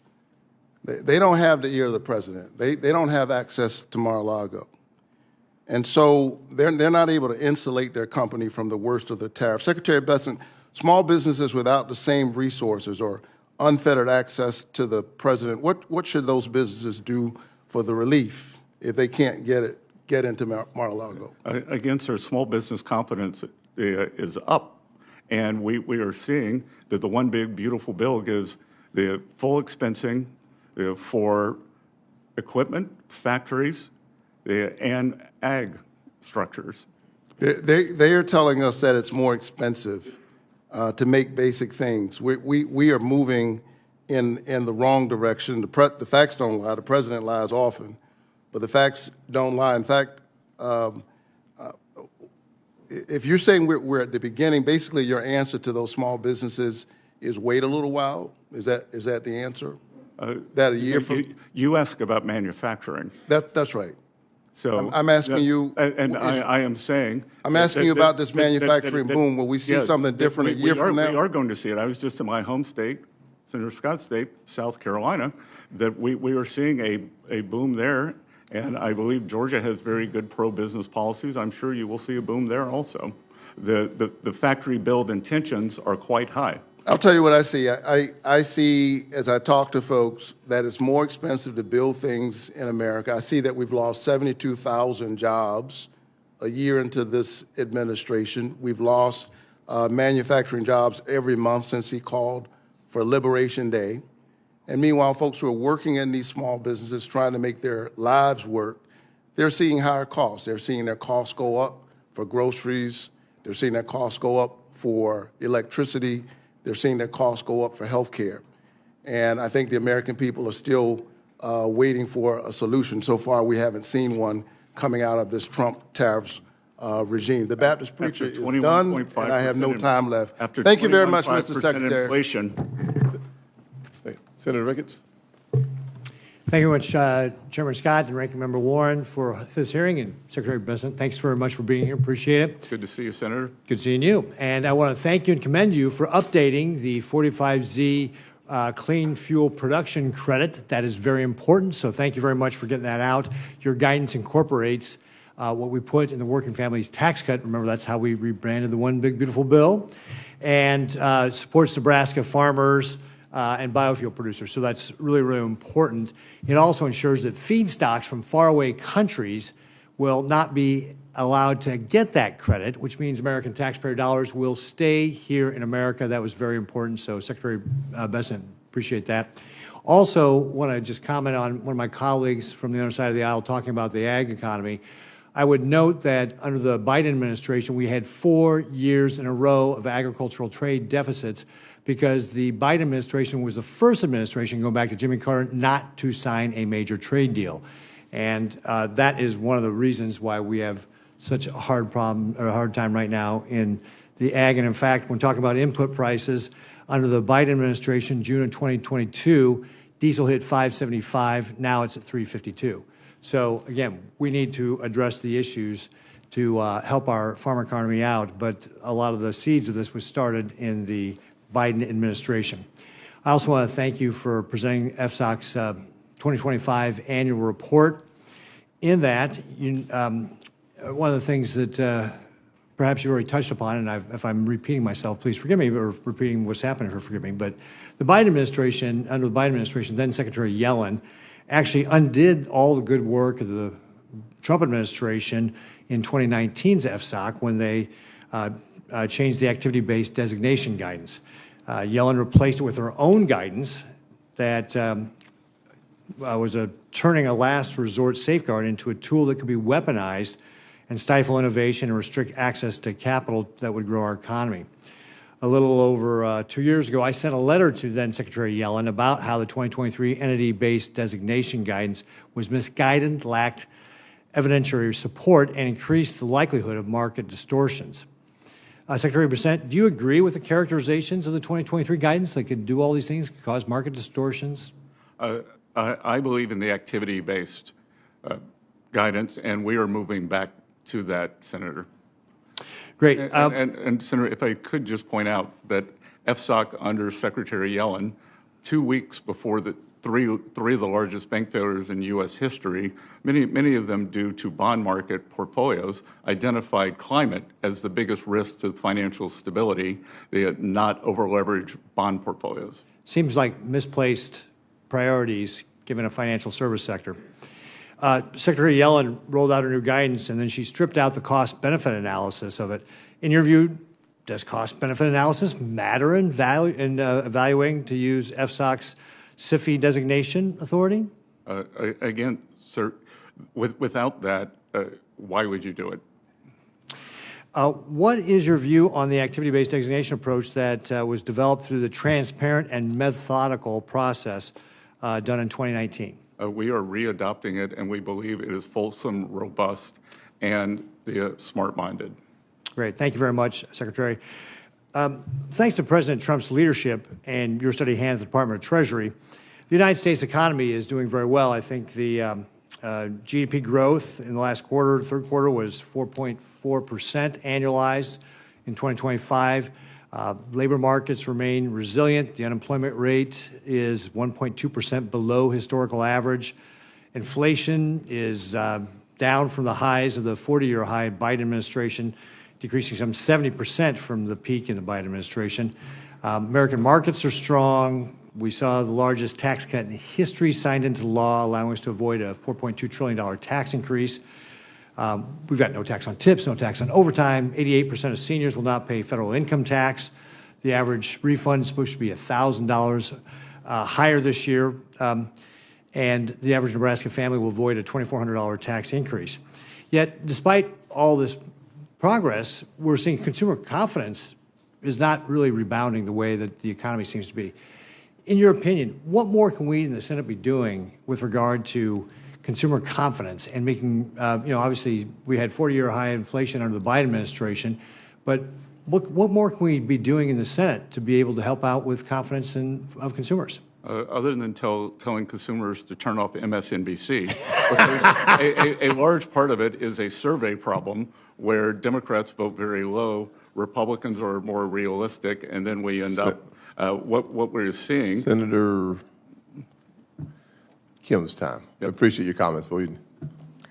Yeah, thank you. And by the way, for all members, they're going to close the vote at 12:05. So, okay. Thank you, Chairman. Started 10 minutes ago. Thank you, Secretary, for coming on out here. Just the other week, you took part in talks with Russia. I guess I just wanted to ask you just your view of this. Do you agree that Russia's invasion of Ukraine was illegal and a violation of sovereignty and law? Senator, I've been saying that since my confirmation. That's right. Also, would you say that Vladimir Putin is a war criminal? I've also been saying that since my confirmation. Now, before you started, Treasury regularly targeted hundreds of actors and networks who sent critical goods to Russia's war machine with rounds of sanctions every 1 or 2 months. The previous administration added about 297 China-based entities and individuals to our sanctions list under the Russia sanctions program. I want to ask you, do you know how many you have added and designated as part of the Russia sanctions program since you came in as Treasury Secretary? I do not, but I do know that President Trump sanctioned Rosneft and Lukoil, which was the major sanctions achievement, and dwarfs everything else, and has brought the Russians to the table for the talks that I was at last Saturday. And you'll have bipartisan support for those sanctions, but I'll just say that there is also bipartisan support on doing everything we can to crack down on Russia's war machine, not just on the energy side. And so, as I said, the previous administration has added 297 China-based entities. This administration has added 0. That is the number 0. So I just urge you. The previous administration was extremely weak on sanctions, and it was on record as saying that they did not want to increase energy sanctions because they were worried about the midterms, worried about the failed election of Vice President Harris, and in a display of cowardice. I'm not asking you about that right now. But on the way out the door, Jake Sullivan raised some of the energy sanctions. President Trump took the most bold action. So we have done more. I'm asking you here, can you commit to this Congress that you will take action to sanction Russia's shadow fleet? I will take it under consideration. We will see where the peace talks go. I see how this administration has taken this maximalist approach, adding pressure when it comes to Iran's shadow fleet, talking about cutting off Venezuela's ships. I think that there needs to be consistency here. And again, there is bipartisan support for this. I wanted to just switch gears. Would you agree that money laundering is a national security threat to this country? Yes, sir. Now, with Binance founder Zhao pleaded guilty to violating anti-money laundering laws and was sent to prison, Binance then injected billions of dollars into Trump's family business, World Liberty Financial, and Zhao asked for a pardon and received that. I just wanted to ask you, is that a conflict of interest in your opinion? I am unfamiliar with any of that. I wear many hats. The pardon hat is not one of them. I'm just asking, do you see it as a conflict of interest, though? Again, I'm not going to respond to that. When you had the Russia talks, was Jared Kushner a part of the Russia talks? Yes. What is his official role in the U.S. government right now? I believe that he is a special envoy. So you believe that he has an official position and that is not a unpaid volunteer position? Sorry, I believe that it is not an official position, that he is designated as an interlocutor as we bring many people into the talk. I just raise this because this is the problem that we're seeing right now when it comes to these conflicts of interest. You know, we see the Trump family getting involved in different roles, even though they don't have official positions. We see Pakistan now announcing that they're going to use Trump's family's companies' crypto for cross-border transactions and trade. Does that not concern you? Again, I'd be especially interested to hear if you have any information of why Mr. Kushner is conflicted in the Russia talks. Look, what I'm saying is that if he wants to be, if he wants to participate in that, he should go by the same financial disclosures and getting rid of conflicts of interest that every other senior government official, including yourself, have to go through. And look, I'm just saying that when we're seeing Trump pardoning Binance founder Zhao, when seeing instead investigating Jerome Powell, when we see that Trump is now suing the Treasury and the IRS for $10 billion, he even said, I am supposed to work out a settlement with myself. That's what Trump said. Do you think that that is a conflict of interest? That is a Justice Department issue. No, it is suing your department. The Justice Department represents Treasury. I would suggest you contact Justice. With that, I yield back. Senator Kramer. Thank you, Mr. Chairman. Thank you, Mr. Secretary, for being here. And let me say, I'm sorry you're no longer a North Dakota farmer. You were a good one, and we were sorry to see you go. So I'm going to really shift gears here and talk about something that truly is bipartisan, and that is the adoption tax credit. And I know you wake up every morning thinking about it, but and I'm just going to ask you to look into it for me. But during last year's Working Families Tax Cut, the reconciliation package, we took a version, we altered the adoption tax credit a bit to include making it partially refundable up to $5,000. And previously, up until 2011, there was a refundability of part of the credit. The adoption tax credits always had this carry forward provision that allowed, of course, families to carry over unused portions into the next tax liability. Our intent in the Working Families Tax Cuts was for the carry forward to be eligible for the $5,000 refund as well. And the JCT actually included that in their score, again, which sort of validates the intent of Congress.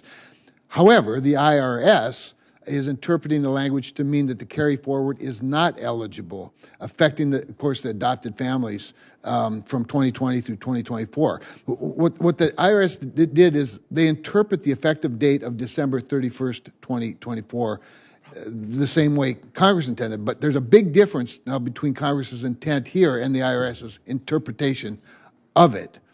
I don't believe it was the administration's intent to make this what I believe to be a mistake when the president signed it into law. So I just wanted to bring it to your attention, mostly to highlight it and then to see if you'd be willing to look into it for me. Senator, I believe you're referring to the section 7402. And my tax office is very happy to work with your staff. I look forward to that. And the underlying bill that created this language is very bipartisan. Our colleague, my good friend Amy Klobuchar, and I co-chair the Adoption Caucus, or the coalition, and work on these things closely together. So we'd love to work with you. Okay, on another matter, yesterday in the House, my friend and colleague Bill Huizenga, Congressman Huizenga, talked to you about the 3% budget resolution bill that he has. I'm leading that resolution over here in the Senate. The goal of it is to establish the goal of reducing the federal deficit to 3% of GDP. Now, you referenced in your opening statement, I noticed that it's already been reduced somewhat to 5.4%. And one of the ways we can grow out of a deficit, or we can get out of a deficit or reduce a deficit, is by growing out of it. But I'd like to work on both sides of the ledger with you a little bit, because you have said that we don't have a revenue problem, we have a spending problem, and I absolutely 100% agree. So maybe you could just speak for the remaining time, although I would love to translate productivity, sometimes as a result of efficiency, which might be a little bit of a workforce challenge. But that's another whole longer story. But speak a little bit to that goal. Is 3% by 2030, which is what our resolution do? Is that realistic? So, Senator, my target is for something that begins with a 3 by the end of President Trump's term. As I said, for calendar 2024, we're at 7%, the highest when we weren't at war, not in a recession. We're at 5.4, and what friends from the other side of the aisle don't. The tale of woe and gloom, we have, over the past 3 quarters, we've averaged 4.1% GDP growth, and we had a fiscal contraction last year. They brought down the spending, which is one of the reasons our bond market did well, so we're at 5.4, and as we move that down, we will see the economy improve, and everyone could go to the Treasury website, or the X account. I'm old school. They can go to the X account, and they can see a study by MIT that shows that the budget deficit that was blown out in 21 and 22 created the great inflation of 22. So as we bring down government spending, it will bring down rates and bring down inflation. And at the productivity growth levels we're at right now, I mean, who knows how quickly we can get out of it. I think we're in an exciting time that could be like we saw in the 90s. I agree with you. We're at the beginning of the boom. I yield back 2 seconds. We'll take them. Thank you, sir. Senator Gallego. Thank you, Mr. Chair. Secretary Bessent, thank you again for being here today. We kind of touched on this earlier. In addition to being Treasury Secretary, you are serving as Acting Director of the IRS. So following up on Senator Kim's questioning, so you are fully aware that the President is suing your agency for $10 billion. Yeah. We would agree. Would you agree that $10 billion is a good sum of money? Yes, sir. Where would that be cut from? Let's say for some reason he actually wins that lawsuit. Where would that $10 billion come from? Again, it would come from... Process-wise. I'm not asking like your opinion whether it's right or wrong. It would come from Treasury. It comes from Treasury, which comes from the general fund? The Treasury general account. So taxpayers? Yes. Thank you. Part of the 440,000 taxpayers whose returns were leaked. If the president, they're not suing, but if the president prevails in this lawsuit, he's going to be able to pocket that money. My question is the president, has anyone in the president's office talked to you about this lawsuit in any regard? They have not, and the president has said he will donate the proceeds to charity. You may have missed that. So no one at all has discussed this to you whatsoever? No, sir, and the president said he will. Have you received, I didn't ask any more questions, have you received any advice from Treasury's legal division about how to handle this potential conflict? This is a Justice Department matter. They represent Treasury in it. Have someone from the Department of Justice actually come and talk to you saying that this is their purview and you need to stay out of it, or who has discussed to you what is your role in this? Our general counsel, who's sitting behind me, has told me that it is a Justice Department matter. The Justice Department defends Treasury in matters like this. Okay, so it has been discussed with you. Do you have any final say at all in the process of this, or is the DOJ just going to instruct you to cut a check and/or settle, and you have no independence to actually make a decision whether or not the president deserves $10 billion? Again, that is a DOJ matter. And so the DOJ will entirely make that decision whether or not the president should receive $10 billion. You have no say at all. Correct. So you would just have to write the check if you were told to write the check. Correct. And you would write the check willingly if you were told by the DOJ to the president. I will follow the law, Senator. Okay. I mean, I think for many of us, this is very simple, and I think if this had been happening in any other countries, it would look an absolute, like a total shakedown of the American taxpayer. Are you also aware that President Trump has filed claims seeking $230 million from the Justice Department for investigations conducted during his previous candidacy? I'm unaware of the cumulative number. Okay. So if the president wins or settles these claims, that money will come also from the Treasury Judgment Fund, which you do control. Have you recused yourself from any decisions about paying the president on these claims? Again, I'll follow the law, and I'm not involved with any of this. It stems from justice. So even though the Treasury Judgment Fund is called the Treasury Judgment Fund, you have no control over the Treasury Judgment Fund?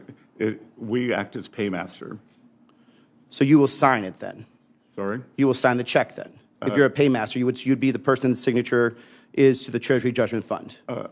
I would assume it would be a wire transfer. Yes, I'm assuming we're not that old school. Yep. But that being said, so you have no say in this whatsoever. You will only basically follow what the DOJ says, but you're the person that actually is the final person that pushes send, essentially, on the wire transfer. Yes. And even if you feel or that it is unjust, the fact that this president is basically plundering U.S. taxpayer dollars, you will still hit that send button. Even if I believe that 6103, the IRS tax code, was violated and 440,000 taxpayers were leaked. So back to this other thing. So now, do you believe, though? I mean, do you understand why some of us see a problem with that? And let me ask just a very simple question: do you work for the President of the United States? I work for the American people. So can the president fire you? Or he can. He can fire you, correct? Yes. So isn't it a conflict of interest that you're going to be making these decisions and the president has full power over you? I think you're confused, Senator. I am not part of the decision. Well, you're certainly a person that send on the wire transfer, and I think that's why there's a lot of people that are actually do not trust the president's actually looking out his best interest. I guess you're saying that I'm controlling the time here. Obeying the law. I'm controlling that. You're not obeying the law. You're plundering U.S. taxpayer dollars. Plundering U.S. taxpayer dollars. Plundering taxpayer dollars. Plundering. Thank you. You'll back. Okay. Senator McCormick is now recognized. Thank you. Mr. Secretary, welcome.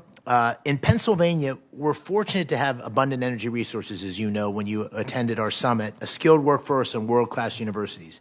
The pro-growth policies of President Trump have enabled the Commonwealth to capitalize on this optimism and investor confidence, and it's attracted billions in investment and spurred growth. The working families' tax cuts are set to deliver more than $600 billion, a new relief to the middle class. And still, there's more to be done.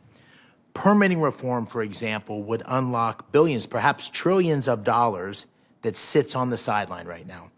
And so, Secretary Bessent, would you talk for a minute about permitting reform and how important those reforms are to unlock additional growth beyond the fantastic growth we've seen so far? Well, as I've often said, Senator, the president's economic program is a three-legged stool: trade, tax, and dereg, and permanent reform is a very important part of the deregulatory agenda.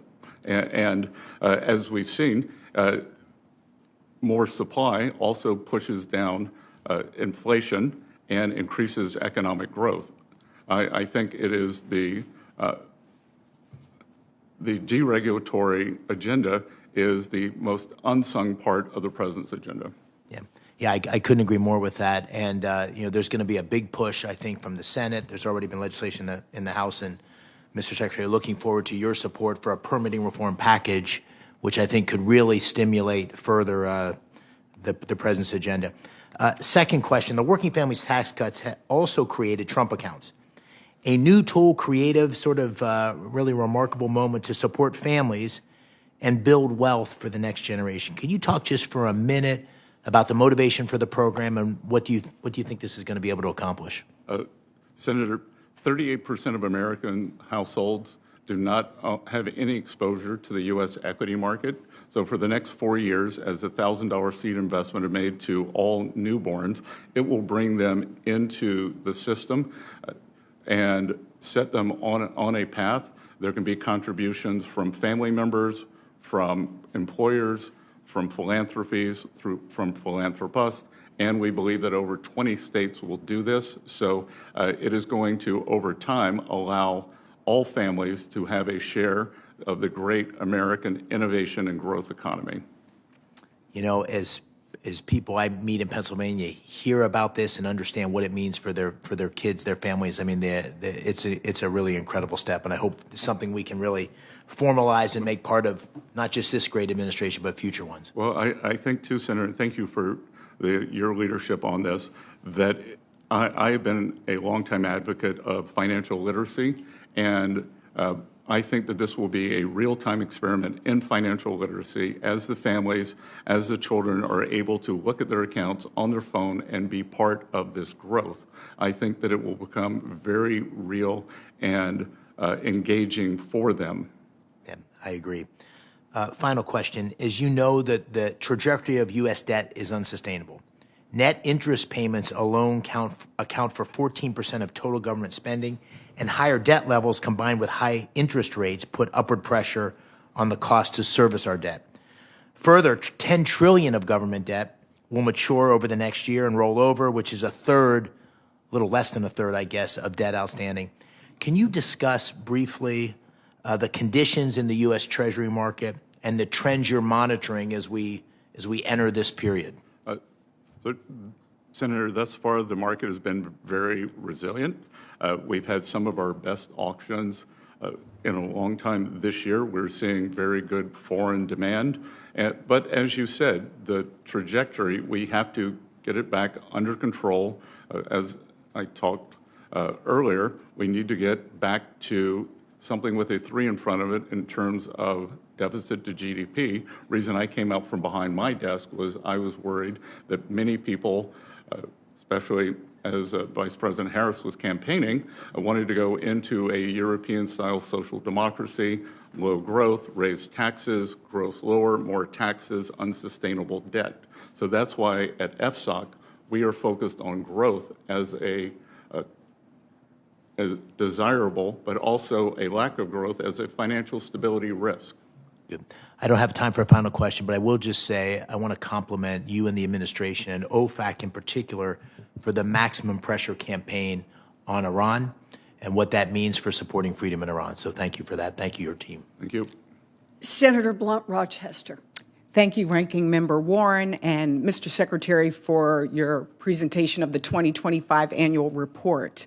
Mr. Secretary, in your testimony, you talked about avoiding, quote, regulation by reflex and focusing on growth instead of reacting to every potential risk. You say FSOC is, quote, tuning out the white noise to concentrate on the issues that matter most.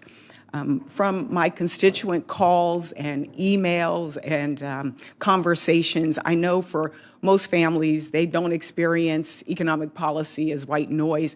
They experience it through higher rent, higher medical bills, higher grocery prices, and just worrying that the next bill or price increase will push them over the edge. And it's why the Financial Stability Oversight Council's job is so important and why it can't wait until markets break.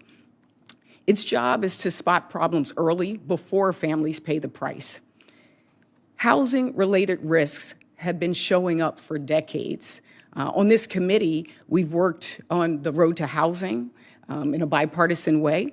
And my first policy agenda, actually, as a senator, was focused on housing. So today, I want to understand what Treasury has actually done with these warnings. Secretary Bessent, in 2024, FSOC issued a report warning of weaknesses in non-bank mortgage servicers, companies that now handle most U.S. mortgages. Last year, on January 31st, 2025, GAO also warned that trouble at these firms could disrupt federally backed mortgage markets. So in light of these warnings by FSOC and GAO, what has Treasury done in response to address the risks in the housing market?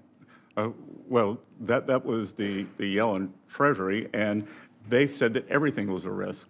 The Senator, that's why we are more focused. But we are very focused on the mortgage market through Fannie and Freddie and through the non-agency actors. So is Treasury's position that this was overstated, this risk was overstated, or? As I said in my statement, if everything is a risk, nothing is a risk. But I'm specifically asking on the issue of housing. Yes, I believe, and again, part of housing is being able to have tight spreads in the mortgage market, and we're at multi-year lows in the spreads versus treasuries, which tells me the mortgage market's very healthy, and we had the lowest mortgage rate in the past 3 years in January. Okay, so the mortgage, you're saying it's healthy. I know foreclosures are up 21%, mortgage delinquencies are 4-year high, I know all of that, but separately, your 2025 annual report notes that FSOC created a household resilience working group to identify early warning signs of household financial stress. It's my understanding that this working group was just created in December. Has it met yet? And what is expected? What is it expected to produce? Again, it's exactly as it seems. It will be meeting monthly. It did not meet last month, and we want to look at the household balance sheets and understand, again, the question I got on consumer sentiment. Is it sentiment or is it reality? Where are the pressure points? Because we do want to help working Americans and spot problems early. So do you know what what are the outcomes? What is it expected to produce, or could you share that? Well, as it hasn't started yet, Senator, I would look forward to sharing the work product with you as we move through the year. I would hope there is a plan, because I know usually if you set up a group, there's a mission for the working group, there's a plan, a set of expectations. So look forward to hearing from you on that. If you were to, you mentioned in your testimony parallel prosperity, and you mentioned Main Street and Wall Street. If you were to rate how Wall Street is doing on a scale of 1 to 10, 10 being it's doing well, and Main Street on a scale of 1 to 10, what would you rate them? Well, I'm not going to speculate, but I will tell you the Wall Street Journal, not the Main Street Journal, criticized me for being a populist on my advocacy of Main Street. And look, Main Street got killed during the Biden administration. Wall Street did not. And we So were, I only have 10 seconds. We're trying to level In my it up. 10 seconds, I just want to say two things.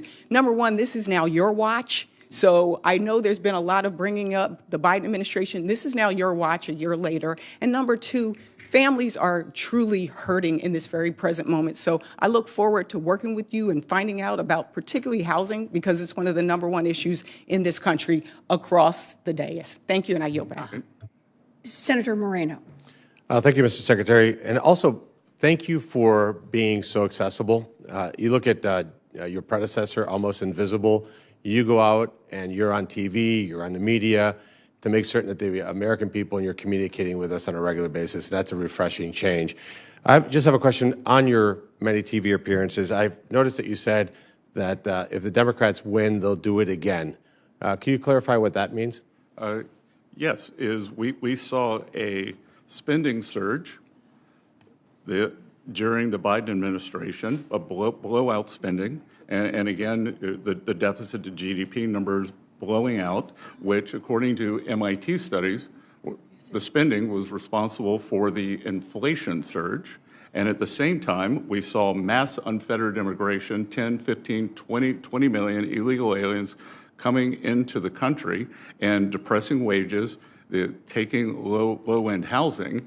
And a study from Wharton showed that much of the low-end housing inflation, especially in rents, came from the 20 million new arrivals. The law of supply and demand that applies both for housing and for suppressing wages. So I would say, when I talk about that, there will be blowout spending, which will lead to inflation, and then the border will be reopened.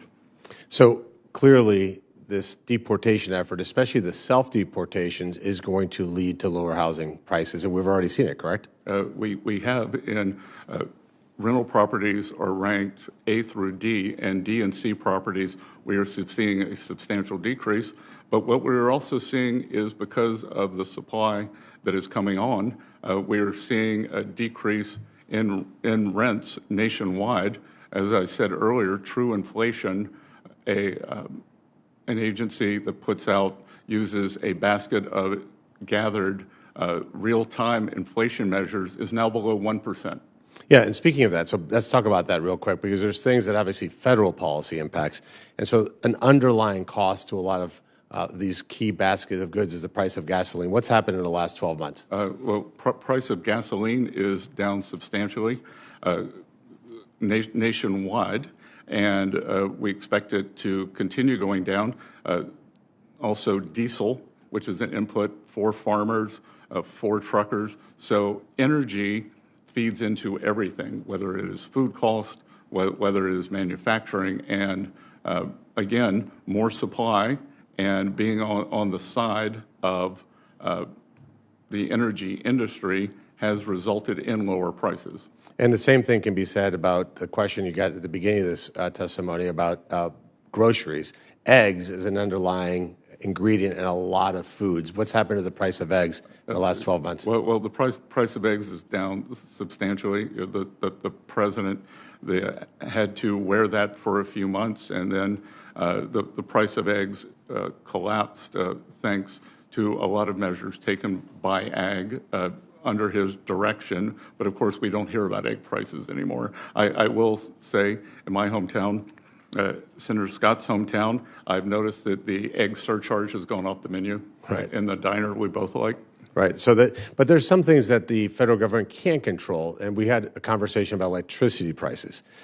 What state would you surmise, I'm not trying to quiz you here, but what would you surmise, which state has the highest cost of kilowatt hour in the country? California has the highest cost in everything, the highest taxes, the highest homelessness, but believe it or not, Massachusetts wins this one at 31 cents per kilowatt hour. Ohio's at 17. Well, and so a lot of that, wouldn't you agree, Mr. Secretary, that a lot of that is state policies, the policies initiated by those states? A huge amount of state policy, and whether it's Kathy Hochul, governor of New York, blocking pipeline, whether the decision in New York, the sitting next to the Marcellus Shale, will not allow gas in, and the pipelines to New England or down from Canada. New England has made the decision to deindustrialize. Even when I was a college student, Connecticut was a hotbed of small manufacturing. Well, and again, let me just say from an Ohio perspective, we're happy to provide low-cost energy to New England. Would you be surprised to know that Massachusetts also has twice the core inflation as the national average? I wouldn't, and seeing the statistics for how many people are leaving the state, I understand why. So, in conclusion, you'd like to see states do more of the things that states like Ohio do and less like the things that states like Massachusetts do. And the last thing we want to do is take those policies and make them national. Would you agree? I agree, sir. Senator Alsobrooks. Well, first, I want to thank Chair Scott and Ranking Member Warren for holding today's hearing. I certainly want to say to you, Secretary Bessent, thank you for being here today to discuss our economy, which is very much on the minds of Marylanders. Before I get to my questions, I want to make a quick comment on market structure legislation. Mr. Secretary, I speak for many of my colleagues when I say that we really want to get to a good bipartisan bill. We want to get it done. And I've appreciated working with your team, both during the Genius Act and market structure process, and really appreciate their attention to the issue of stablecoin paying yield and interest. I am confident, feel really good that we are going to get a bipartisan compromise that protects innovation and our community banks. And I really encourage your continued work on that issue. Now, the 2025 FSOC report confirms that 60% of small business loans and 80% of agricultural loans come from community and regional banks. And I am very proud to be partnering with Senator Hagerty. He and I have a piece of legislation to increase stability for businesses and their customers by expanding the deposit insurance available for business checking accounts. And so I join many Maryland business owners, credit unions, and small banks who believe a targeted expansion of deposit insurance could strengthen confidence in our financial system. The first question everyone wants answered about changes to deposit insurance, and it's a valid one, is who pays for it? I'm committed to working across the aisle to make sure that we get this right. And I asked your colleagues, FDIC Chairman Travis Hill, about cost and benefits in October. And Chairman Hill testified that a targeted expansion of deposit insurance would likely not increase deposit insurance premiums on small banks, and that any increased premiums on large banks would be small or immaterial. Do you agree with Chairman Hill? And more broadly, will you explain to the committee why a targeted expansion of deposit insurance can strengthen our banking system and boost business and consumer confidence? Senator, I want to thank you for your partnership on Genius, on Clarity. I am hopeful that we can get that across the line this spring. And I've been an outspoken advocate for small banks because they are Main Street. We've seen 50% of our small banks disappear since the great financial crisis, and I believe that is one reason Main Street has lagged. and a large part of that is overregulation. But another part of this is moral hazard, that during times of financial stress, like in March 2023, there's deposit volatility, deposits flee banks because they believe that whether it's the 3 largest, the 7 largest banks, that there is no risk of loss. But if they stay with the community banks, and I've met personally with more than 200 community bankers, spoken to 1,000, but the 200 I've met with tell me they could have clients for 50, their families had them for 100 years, and the money goes to Wells Fargo and doesn't come back because exactly what you said, because there wasn't one business checking account that normally a payroll account. They say, I just can't lose this money.